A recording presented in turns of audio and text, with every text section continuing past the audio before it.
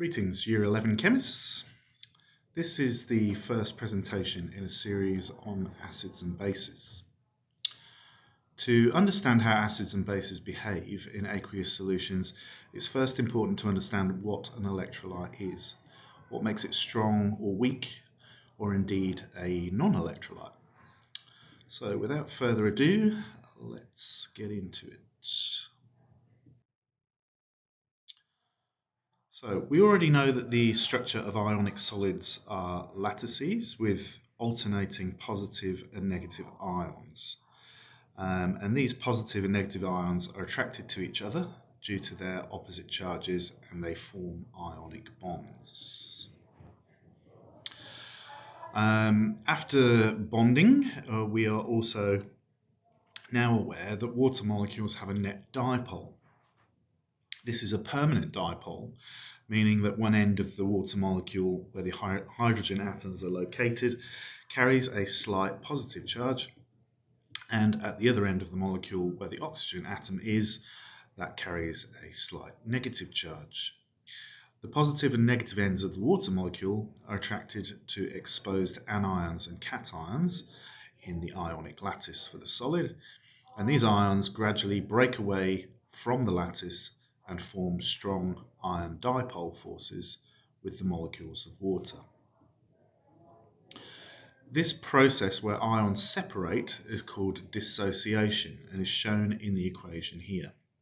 As you can see, the ions in solid sodium chloride break apart, and as they're no longer associated with one another, the term dissociation is used. Pre-existing ions bonded together in the solid stop bonding to each other and associate more strongly with the water.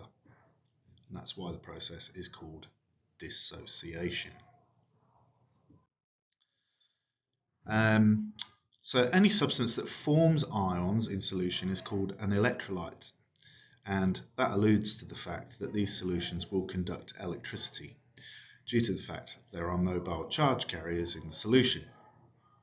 It is important to stress that even if an ionic solid is virtually insoluble, the small amount that does dissolve will completely dissociate. This means that any ionic substance is classed as a strong electrolyte, irrespective of its solubility, whether it dissolves or not. As previously seen, covalent molecular substances have strong bonds between atoms in a molecule, but weak forces of attraction between molecules. Soluble covalent molecular solids simply form forces of attraction between themselves and water molecules when they dissolve, but the molecule itself remains intact. As a result, the molecule is electrically neutral and has no overall charge.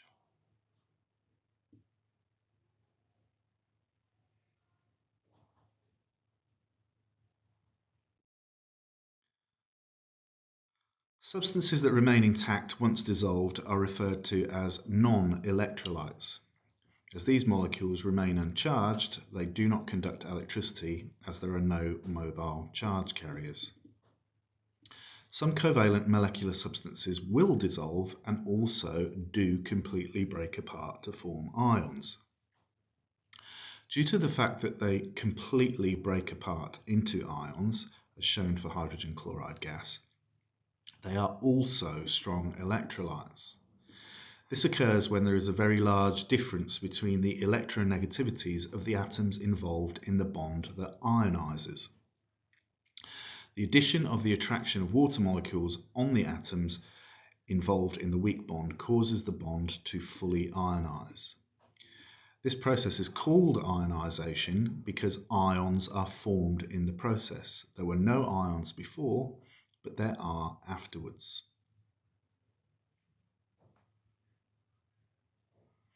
So if you look here in the case of hydrogen chloride gas is a molecule and it is covalently bonded together, and then when it dissolves into water, completely breaks apart and ions are formed in that process.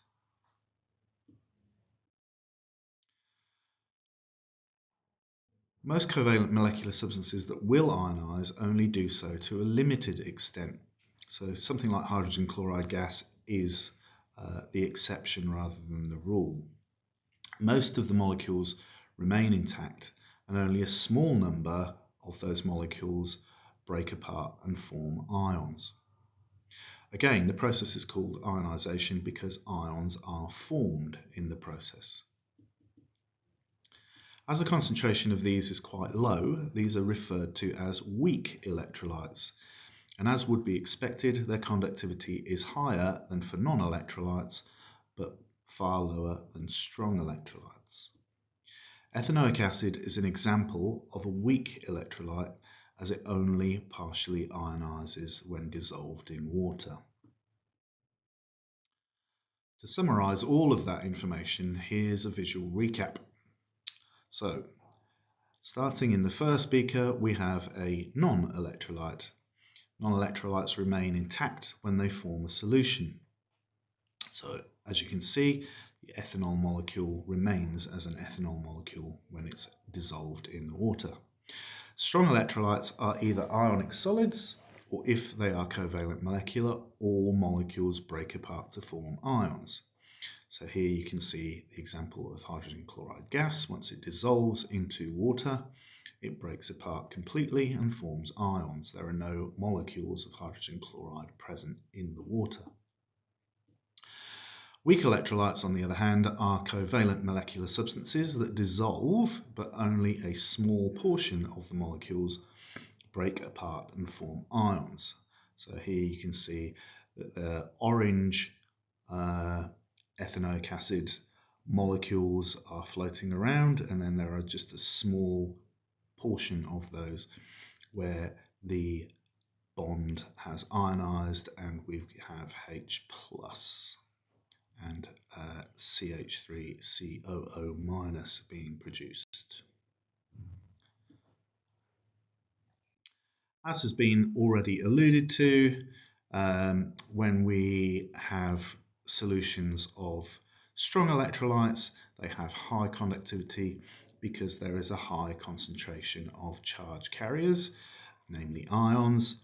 In weak electrolytes, they have moderate to low conductivity due to the presence of a lower concentration of charge-carrying ions, and in the case of non-electrolytes, they would be anticipated to have no conductivity because there are no free charge carriers such as ions.